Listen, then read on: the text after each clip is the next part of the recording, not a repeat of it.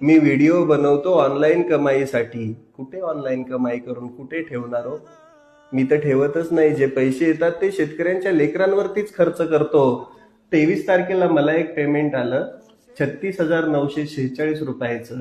हे पैसे आल्या आल्याच निर्णय घेतला की मी तर प्रत्येक शेतकऱ्यापर्यंत पोहोचू नाही शकणार किंवा मी तर प्रत्येक शेतकऱ्याची मदत नाही करू शकणार, पण हे आलेले 36,000 आणि माझ्या कमाईचे थोडेफार असे मिळून मी 51,000 रुपये मुख्यमंत्री सहायता निधीला टाकण्याचा निर्णय घेतला. आता तुम्ही म्हणताल सर तुम्ही सरकारला चोर म्हणता आणि त्यांच्याच निधीमध्ये पैसे टाकायला लागला, तर राजांना हा मुख्यमंत्री सहायता निधी आहे. त्याच्यामध्ये सेपरेट एक रखाना असतो मुख्यमंत्री शेतकरी सहायता निधी.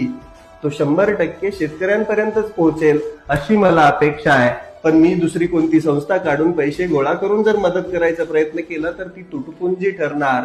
म्हणून मी सोपा आणि सरळ मार्ग अवलंबला, कारण की मी प्रत्येक शेतकऱ्यापर्यंत तर नाही पोहोचू शकणार, पण माझी ही छोटीशी मदत शेतकऱ्यांपर्यंत नक्की पोहोचेल, ज्याने शेतकरी उभा राहील आणि शेतकरी उभा राहून परत एकदा त्याच जोमाने काम करेल.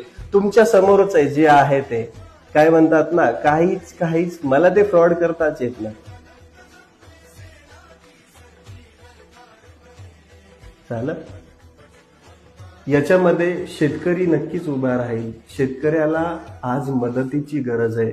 माझी हात जोडून कळकळीची विनंती आहे, ज्याला कोणाला जमेल त्या प्रत्येकानं शेतकऱ्यांची मदत करण्याचा प्रयत्न करा. शेतकऱ्यांना उभं करण्याची आज जबाबदारी आपली आहे. मुख्यमंत्री सहायता निधीला खरंच आज शेतकऱ्यांच्या मदतीसाठी मुख्यमंत्री सहायता निधीला मदत करू शकता किंवा तुमच्या लेवलवरती गरजू शेतकऱ्यांपर्यंत पोहोचा आणि त्यांना मदत करा.